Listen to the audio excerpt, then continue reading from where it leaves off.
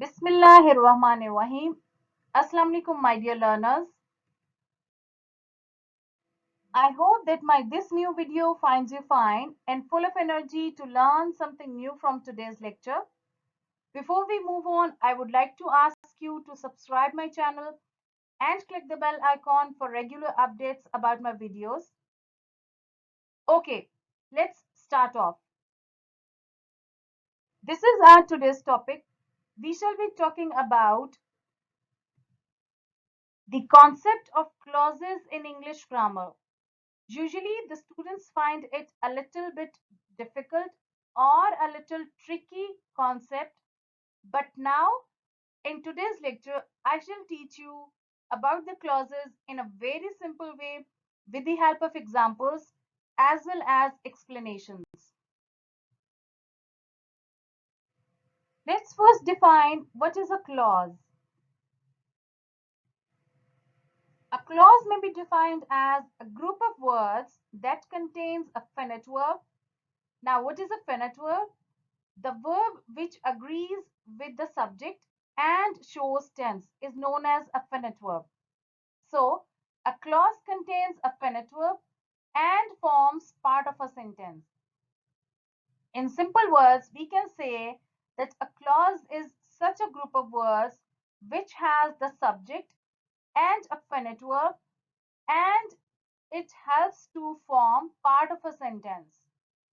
Never forget that a clause is just a group of words. It is different from sentence.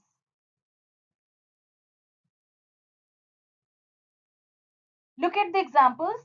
He wanted to buy a new car, but he didn't have much money. You can see that the first clause has been bolted and the second clause has been underlined. The first clause has a subject which is he, and it has the verb which is a finite verb, wanted. And this verb shows that this is the past indefinite tense because it's the second form of the verb. But never be confused and never say that to buy here is the finite verb. It is not the finite verb and it is not showing tense. It is just the infinitive.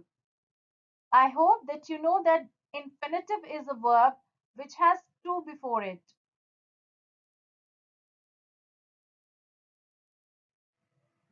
Let's move on and talk about the characteristics of a clause. There are basically two characteristics. The first one is that a clause can be coordinate or independent, which simply means that a coordinate clause can stand independently. If you separate it from the main sentence, it can stand independently on its own. But the other characteristic of a clause is totally opposite to the first one, which is that a clause may be subordinate or dependent clause. It simply means that a subordinate or dependent clause cannot stand independently on its own.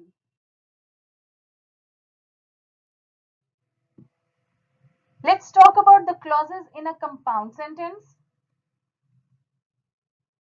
A compound sentence has two or more coordinate clauses. They are independent and they are equal in rank, and they convey complete meanings by themselves if they are separated. Clauses in a compound sentence are connected by a kind of a conjunction which is known as a coordinate conjunction. Let's talk about the clauses in a complex sentence. A complex sentence has only one independent clause, which is known as the principal clause. A complex sentence has one or more dependent clauses, and the dependent clauses are known as the subordinate clauses, and they cannot stand independently on their own.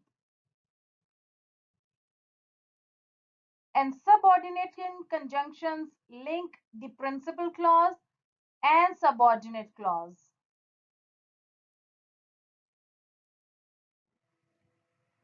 Let's talk about the three kinds of subordinate clauses. The first one is known as the noun clause. The second kind is known as the adjective clause. And the third kind is known as the adverb clause. The noun clause does the work of a noun in a sentence. For example, she told me that her necklace is very expensive. You can see that the bolted and underlined part of this sentence is a clause, and it is working as a noun clause because the focus is on the necklace, and this is a noun. The adjective clause does the work of an adjective in a sentence, and you already know that an adjective clause is a kind of a clause which talks more about the noun. An adjective shows or describes something more about a noun. See the example. He is the boy who breaks the rule. Now, who breaks the rule is a clause, and it is the adjective clause because it's describing a noun which is the boy.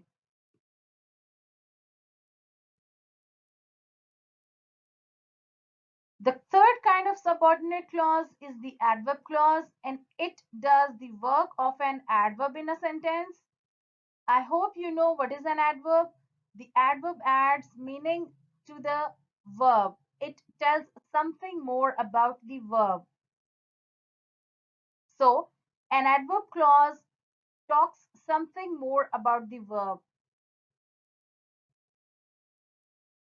For example, we left for the airport as soon as the taxi arrived. Now you're talking about the adverb of time.